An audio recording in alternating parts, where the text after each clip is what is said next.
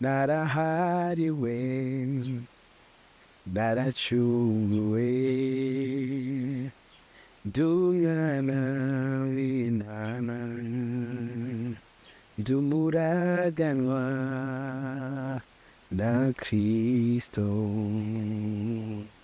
none nduwigenza.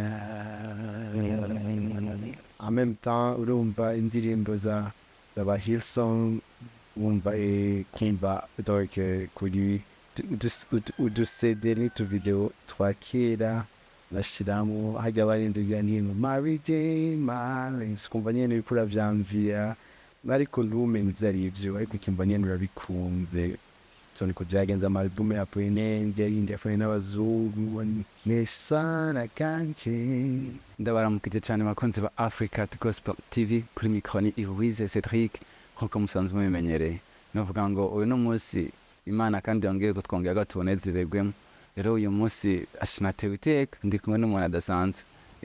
Murabimenyereye ko kuri Africa Gospel TV tubazanira abantu bagezweho. Uyu munsi sasa rero turi kumwe n'umuntu uvuga ngo cyubahiro ni ciwiwe. Ndakura mu kije Moja nezazi heke cyubahiro ni cy'Imana. Yego isi Imana cyane. Murakomeye? Nakwiye turashimira Imana. Nabona Ego turakomeye. Ngira benshi bamaze kubona turi kumwe, ariko kubw'icubahiro canyu uko nabivuze mwidondora. ake nitwa David Nduwimana, ndi Murundi, akeshi Burundi kuni Murundi ama kira muri Australie ama yabandi mu Burundi kandi yanasubira. Mwamaze ko turi kumwe na David Trezor Nduwimana. David, abantu benshi twarakumenye ukora indirimbo zitandukanye, tukubona ahantu henshi hatandukanye, ariko turifuza kumenya David imbere ko tumubona ajyana hose byagenze gute ngo akizwe? Turifuza intahe y'agakiza kawe. Intahe y'agakiza kanje nuko nakuriye mu miryango kijijwe ababyeyi bisigura ko aripo mukizwa ariko tokene iteka ko ufise ababyeyi bakijijwe baturira mu ijambo ry'Imana. Hama muri ico gikorwa nyene donc uko agenda acubyere mu myaka 17 bibistruth bitseho ndetse natwe manje ndatoye umwami kiza witwa Darinch yemeka ubu speaking like programme chapitayamika nyene abatigije mazi menshi ama kuva munsi nanengo kirakitishwe umagesha na pene ndawe kijije. So nuko byagenze hama ya bandanye nyene kurikira Yesu kugeza umunsi. Okay, imbere y'imyaka 12 David yarameze gute? Nari umwana wo muhira lego mbo umwana wese aratubagana ariko tuzifise metro tuja muri Sunday school nakaya muri Sunday school imigize y'abana baniho bibaza ko ari ibintu byinshi umunsi inkora canke ari n'amazase biblike yese nibuka twakoresha kera baduha bombo tukagira ama competition yo kugira amazase biblike tiyari biyimba. So tumubutwe nyine so yari novuga avant imyaka 12 bujibini yari mu here uvuga ko abandi ho tusanga imbere y'ikora kera gakiza usanga nyene hari ibintu bitagenda neza byagiye bashika kwa David. Ni byabaye byinshi byabaye byinshi kubera en plus ko ufise abavyeyi bakijijwe bakunda Imana batera muri iyo nzira kandi nyene umwana agikura ni uruvu bibi mbarigwa ubwenge ngo kugosha ariko nyene ukabikora ko kumvira abavyeyi. So nuko byagenze nje twabayemo kandi turashima Imana bema kwincugiye. Imbere ko twinjira kuri David cyane rero turifuza narahariho kuririmba narahariwe naracunguwe ndumwana w'intama ndumuraganwa na Kristo none nduwigenza. Twaramvisa intahe y'agakiza kawe birabandanije. David isanga muri worship byagenze gute? Ya muri worship nayisanzemwo vyatanguriye nyene kuva muri iyo myaka yo mu buto. Numva yari imyaka ariyo Apollinaire yakoze za ndirimbo ziwe za mbere urya album wa style sifa. Biba nyene uturirimbo wumva Apache agira bigare RTNB iradiyo baca bashyiramo ka kanyene ka Apollinaire rero uzasanga uko bumviza nyene ukiri muto twumviza tuntu mutike vamagira chess ibintu vya hatari umva donc ugatangura kumva ico kintu ciza en même temps urumva indirimbo z'aba Hillsong wumva kumva donc kuri udusede n'utuvideo twa kera bashiramo hajya barindugira n'ino Mary kumva nyene uriko uravyamvira ariko ntumenye ivyo arivyo ariko ukumva nyene urabikunze. So niko vyagenze amalubumu ya Apollinaire yindi yafaye n'abazungu nesana kanje inko tumva nyene utuntu twiza dukoze neza kumva nyene hari ibintu uriko wifuza rero ahandi cyangwa indoto yo kumva umuntu ushaka kuzobona Apollinaire umunsi umwe juste kumubona umuntu wakora ibintu nyene Imana yampa amahirwe Apollinaire turabonana kumubona wamengo tutiri aho nyene vyagenze gute David na Apollinaire bahura? Yegura na Apollinaire ni mugenzi wanje yitwa Mabone Jean Claude n'ubu aracavuza guitar solo wa kuri organize worship temple. Niwe yanjanye igihe batangiye gukorera kuri Palais des Arts.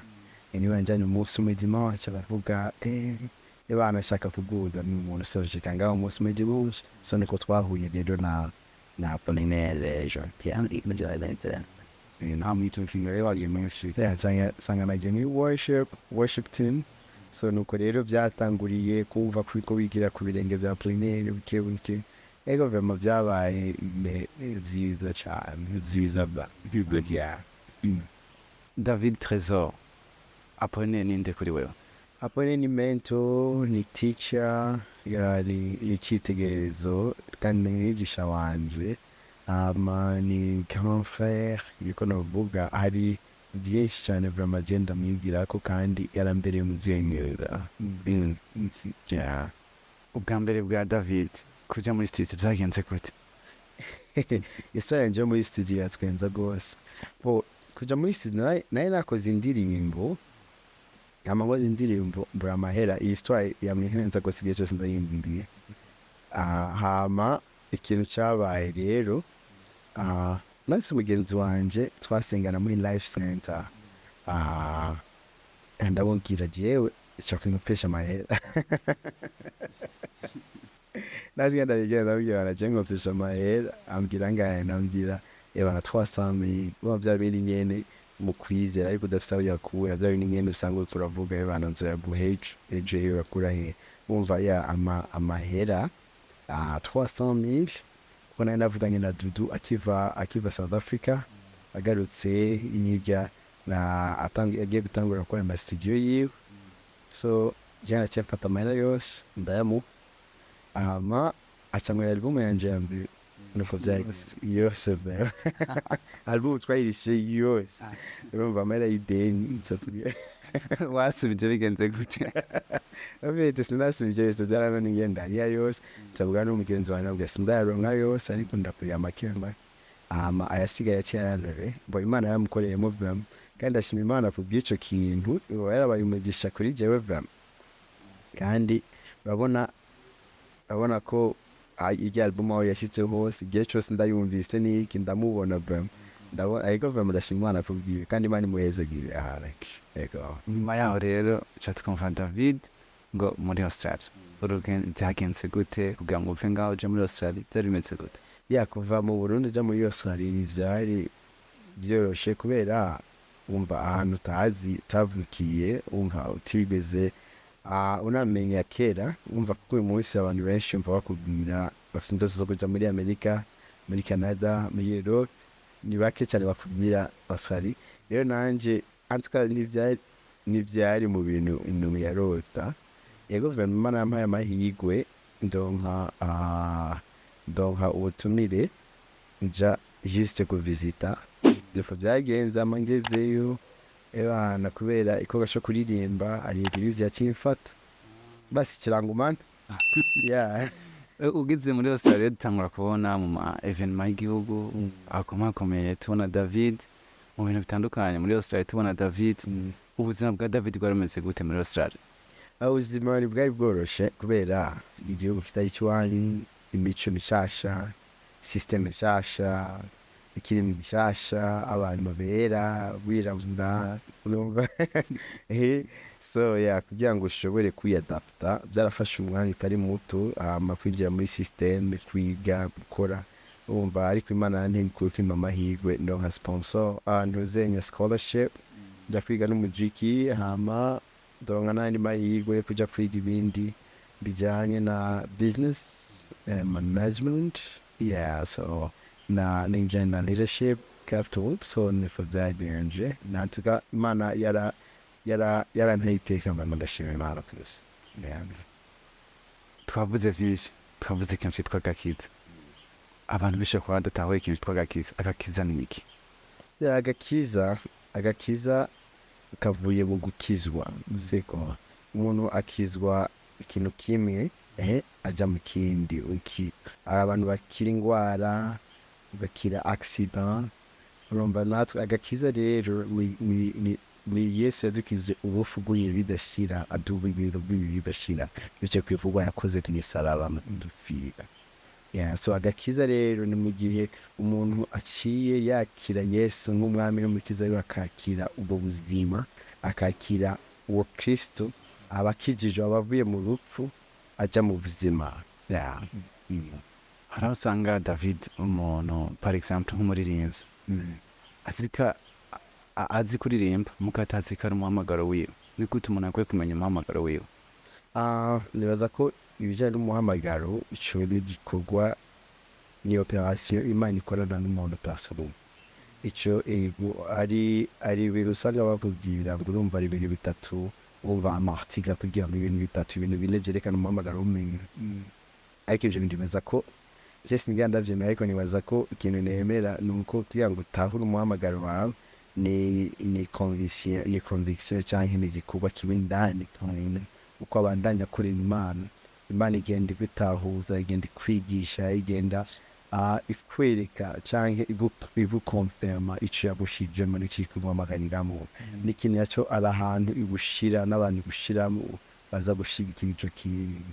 Umva so ni kuvuga ni operation personnelle, utabura ukumva Imana ikimuhamagarira kuri ico kintu.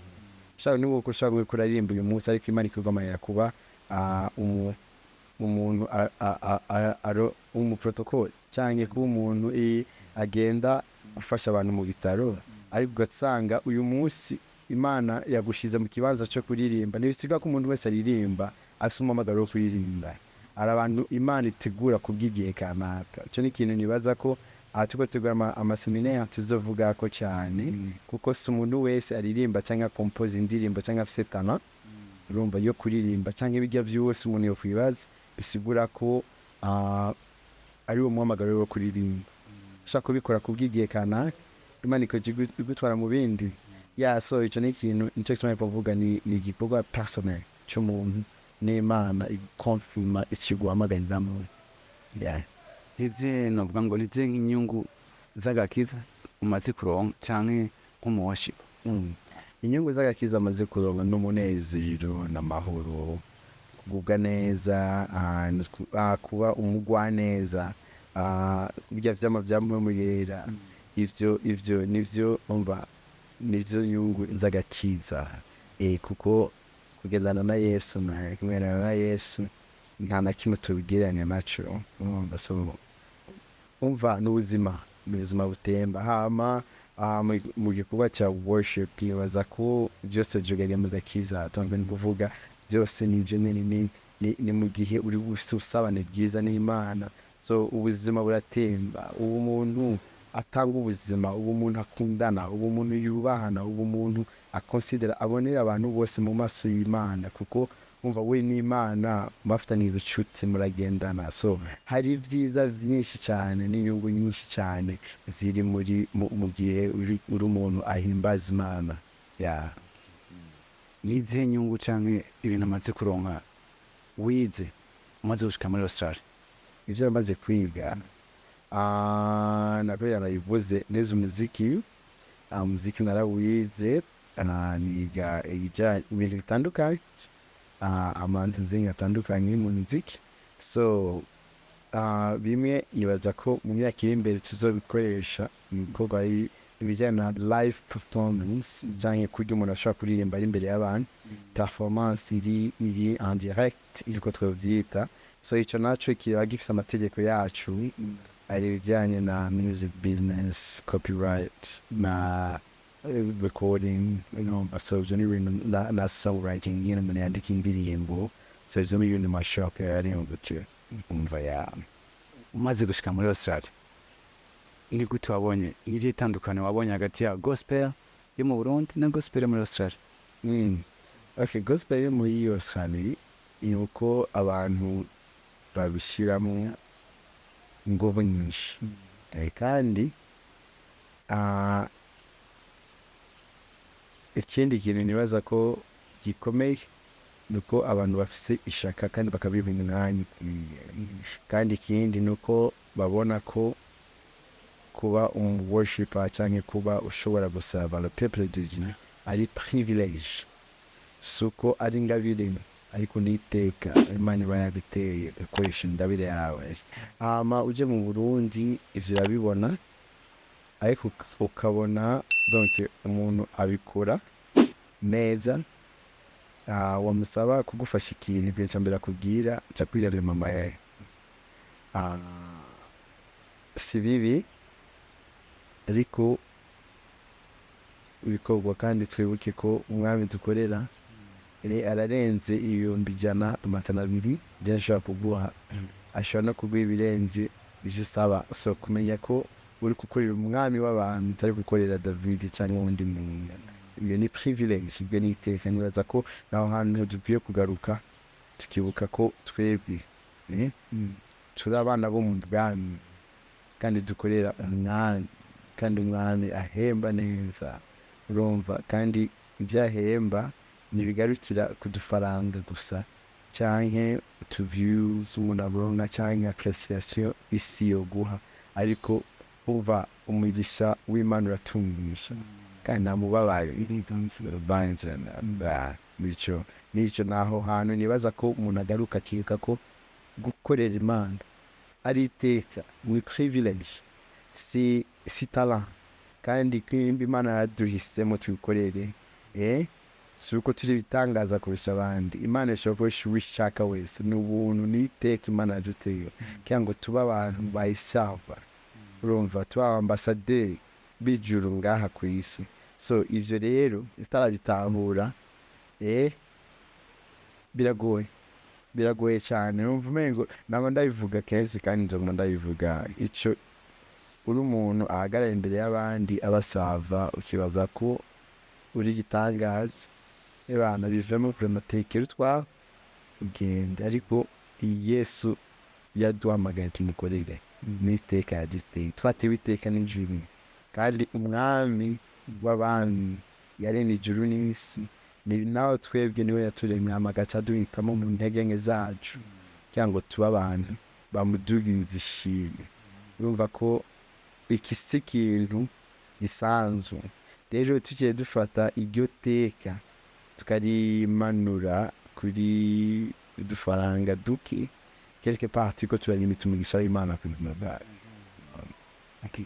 nk'umuntu amaze no kubonera izuba abandi nizema no haba worshipers bo mu Burundi basanzwe babikora neza kandi ni byiza umwe gusa nosaba umuntu wese akoreye igikorwa cyo guhimbaza n'igitaza Imana mu ishengero akoreramo nuko yoba umwizigirwa aho ari mwico kibanza nimba ari abantu 3 nimba ari abantu 5 sava nimba ari uko bangana kose Imana yaguteye iteka igishira muri cya kibanza aho hantu kora neza tariko wiyumvira ko wikompara n'abandi kora neza abo bantu nyene bakunde basengere bubahe bahicubahiro Imana yabahaye hama ibikurikira bijanye n'iterambere ryawe wowe ntushobora kuzovyiga. Imana yonyene yagushize hajya yarabiteguye byose izobiguha mu mwanya wawe.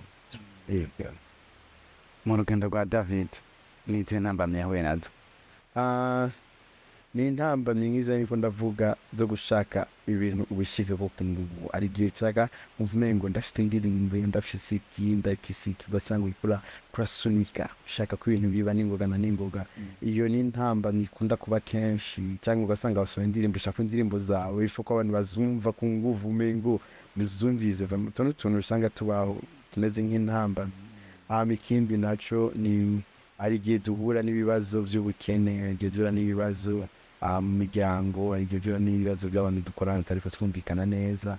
Umva byo n'ibintu bibaho, ariko nasanze ivyo byose biza kugira ngo bidukomeze, cyane cyane mu gihe urufatiro rwacu biri muri Kristo. Ivyo biza nk'ibidusunika dushike kure, nk'abantu turiko tubona iyo turiko tuja, nk'abantu dufise mpemu yera, umva nk'abantu tuzi gusesangura ibintu. Ivyo biba ari ibihe vyiza, ariko ntibiba ari ibihe vy'uko dusarisha twikemesha, umva dutakaza ubwoko, urumva. Ariko ivyo biza bidukomeza kugira ngo tubandanye urugendo. Rero izo ni intambamyi zabaye uyu munsi ntahura, kandi Imana ishimwe eko ntigeze ntakaza ubwoko bw'abantu ngo nikemesha ngo ndiko ndabivuga. Ugasanga bibana urondera abantu muganira bagufasha, umva ibyo adashoboye kugufasha ukabibwira Yesu ukajyana nawe. Imbere yo kuturimbira indirimbo umuco byagenze gute? Ujya mukobwa sinzi ko mukobwa cyangwa mu mama mwaririmbanye kugira ngo yumve kuririmba ikirundi, byagenze gute ngo muhore? Byagenze gute? Ujya n'umugenzi wanje kandi ubu turasengana, yaciye aza kuri eglise wacu, ari mu worship leaders kuri eglise wacu. Afise studio, agiye kwera kuri studio yiwe indirimbo umuco, hama arayikunda nawe, arayikunze cyane, hama arambaza ndamusigurira icyo isigura, urumva arangira ntaye gato indirimbo cyane mbere abantu ndashaka kuyirimbamo. So nuko byagenze bityo turayirimbamo.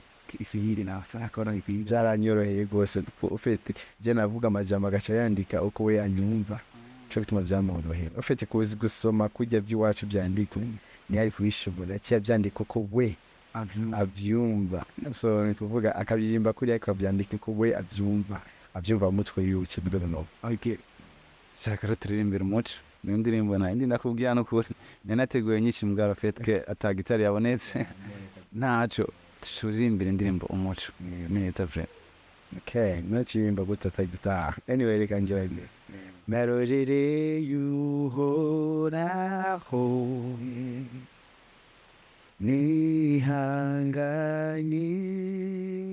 nihanganye anegera ibitwi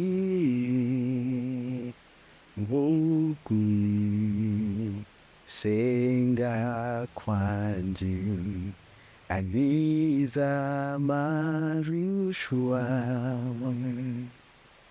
yanje yose